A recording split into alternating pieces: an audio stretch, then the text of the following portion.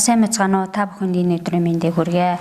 За манай улсын мөртгөлийн хэлцээ хуулийн этгээдийн бүртгэл дээр зөрчил гарч байна. За хүмүүс нөгөө нэг торгуул хүлээх арга хэмжээ их явагдаад байна л да. Энэ нь юу вэ гэхээр компани хуулийн этгээд нь бол үүсгэн байгуулсан баримт бичгтээ өөрчлөлт оруулахдаа ажлын 15 хоногт улсын мөртгөлийн байгууллагад бүртгүүлнэ гэж заасан байдаг. За жишээ нь одоо компани хувьцаа эзэмшигч эрхлэг үйл ажиллагаагаа өөрчлөх ч юм уу, хаягаа өөрчлөх гүйцэтгэх захирлаа өөрчлөх гэдэг ийм шийдвэрүүд гаргацгаад манад нөгөө бүртгүүлэхгүй яваад идэг.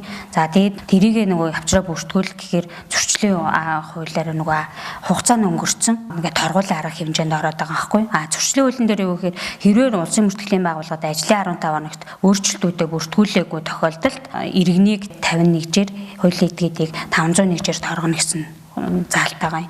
Тэргээр нөгөө хүмүүс нь хугацаанд бичиг баримтаа авчирч бүртгүүлээгүй гэс болоод одоо зөрчлийн хуулиараа торгуулах арга хэмжээ явагдаад байна. Тэгэхээр энийг хэрэгтдээ анхааруулъя.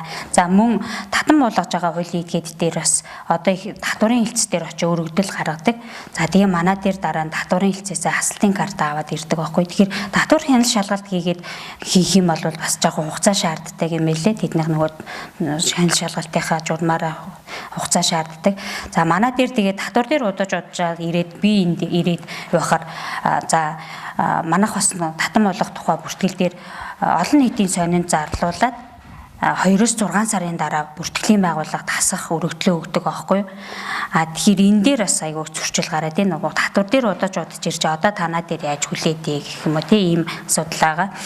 Мөн татан болгох дээр бас шийдвэрээ гаргасан болвол ажлын 15 хоногт бас манад заавал бүртгүүлэх ёстой баггүй. Тэгэхээр татан болгох мэдээлэлээ манад өгчгөөд сониндоо зарлуулад мөн татвартаа ингээд давхар өргөдлөө хамт гаргаа явал нөгөө хүн маань хугацаа хожих юм байгаа байхгүй. Тэгэхээр хэрвээ нөгөө хүн манад мэдээлэлээ өгөхгүйгээр татан болох тухай мэдээлэлээ өгөхгүйгээр сонин зарлуулчаа сонингийн зараа 2 сарын дараа ирэх юм бол тэр яалтчгүй нөгөө бас зөрчлийн хуулиараа 500 мянган төгрөгөөр торгуулах ийм арга хэмжээнд орчод байна. Тэгэхээр иргэдэд хуулийн этгээдийн одоо хувьцаа эзэмшигчтэй энийг анхааруулъя.